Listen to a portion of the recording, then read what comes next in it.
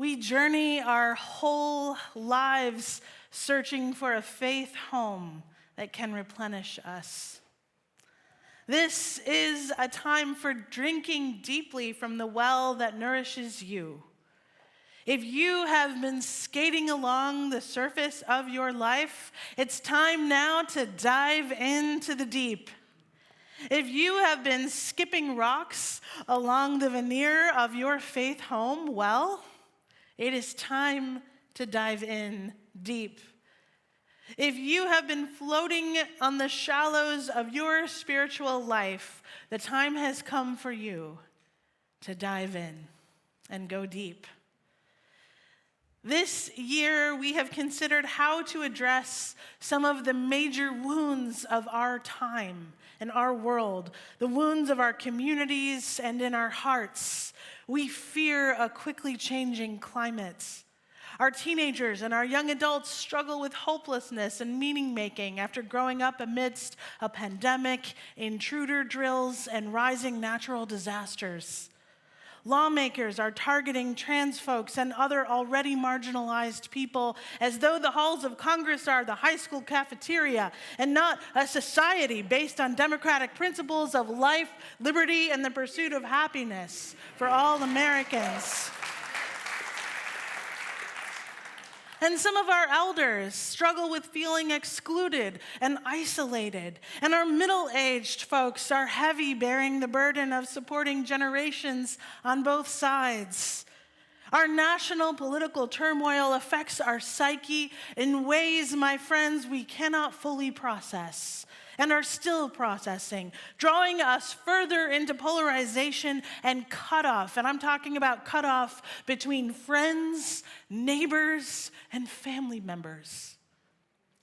The cost of groceries affects our livelihood and chips away at our inner peace. Amen? And I am just describing some of the features of this desert landscape we are traversing as a community. So, can becoming a deeply integrated part of a congregation solve all those problems?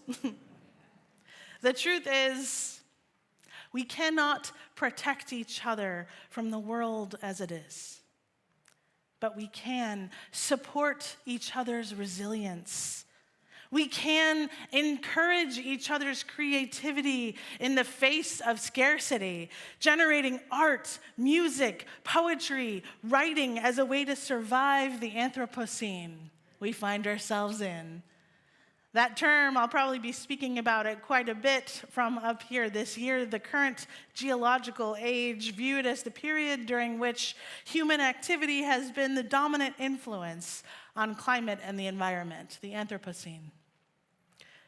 We keep each other connected to our precious earth and to the resources we do need to use, driving each other to church, I hope, participating in UUCA's carbon offset fund whenever we travel, and slowly and surely becoming a beacon of environmental stewardship for our community in Atlanta.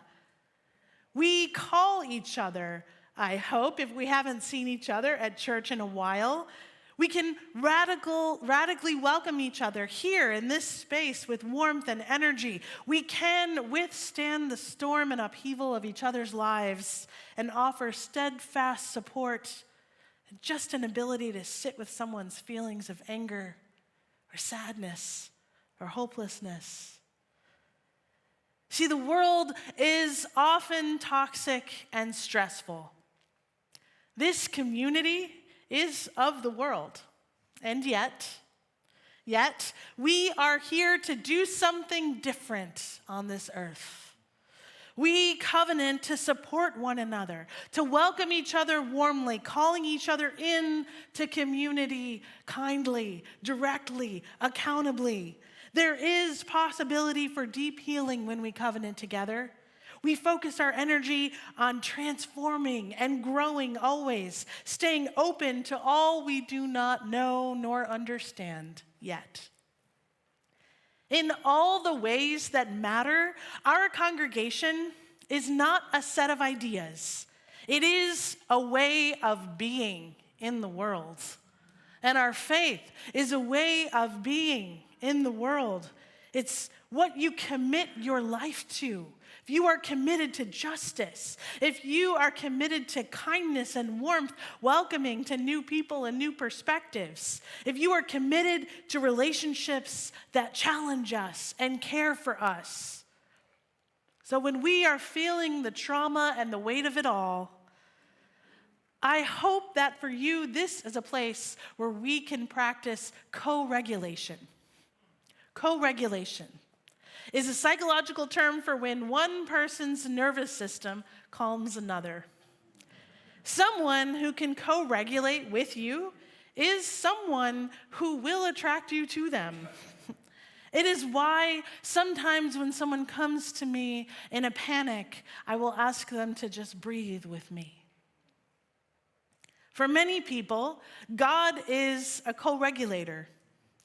A close and constant presence, ready to be a focus for a person's centering and grounding. Our central values are shifting as our Unitarian Universalist faith transforms, as another generation takes up the mantle of Unitarian Universalism and clarifies its core values as clearly and fully addressing racism and really all prejudices within our institutions, within our hearts, uplifting the myriad ways of knowing and seeking truth. Even as so many things about our culture are changing, the truth is, so too are some of the language and our core values as you use changing today, now. But we believe revelation is not sealed, my friends. And as the language of our core values are reshaped under a new generation, we may feel great loss. We may feel deep pain at the changes that are happening in our beloved institutions. But we are a big ocean religion, my friends. A river with many rivulets. And if we can co-regulate with one another through the stress of change, well then we can do anything together. I mean, we can do anything together. The world will only become more and more complex. That is the truth. It may become hotter still, but you see, we will still need to show our children we can cool down. We can practice the art of calming turbulent waters when we need to. See, Unitarian Universalism has no creed, no oath, nor oath of belief. See, your particular belief system might amaze me. It might inspire me. It might heal me. It might offer me something entirely new in my life that I had never considered before. But I will never know unless I stay curious and open, with love at the center of all my religious commitments. See, once we have made it to the well and drank our fill, there are still yet miles to go on the path towards spiritual depth and spiritual maturity. There are yet mountains to climb, as the poet writes. We are only pausing on the journey of our spirit to try and co-regulate with one another, to offer one another the oasis of deep listening, deep breathing, yes, deep empathy, deep understanding, deep love, deep companionship, deep prayer, my friends, deep meditation, beloved, deep questions, always. We will build our resilience for these turbulent waters. We will carry each other through by going deep with one another, by those signs of deep devotion to this congregation and to this faith we cherish and love so much. If you have not yet joined a small group ministry, give yourself a gift this year. A gift of devotion. Join up with a small group of congregants who will co-regulate with you. See, they will calm you in the turbulence and listen deeply to your life. And anyone who's ever experienced a room full of people listening deeply to your life can vouch that it is a moving and a regenerating experience. And after the service, well, not today, but eventually soon, well, they don't know they're going to do this, but the lay ministers will be holding reflection circles for those of us who want to reflect on and process the service we all just experienced together. See, you may be a verbal processor, and you may want to gather with a group of folks to process the service. So that's another way to go deep. If you want to deepen your life through intergenerational relationships, we'll definitely consider teaching religious education with our children and youth. If you don't know where to put your climate anxiety if it threatens to overwhelm you, well, you may want to join our climate action team. They are doing beautiful work, and they are waiting for you. There are countless ways to deepen your devotion to your faith life. The more you give, the more you will receive in return, the richer your life becomes. See, that's how it works. This is our year of devotion. This is your year of devotion. We journey our whole lives searching for a faith home that can replenish us.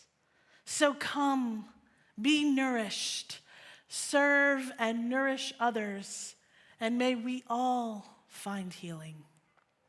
Amen.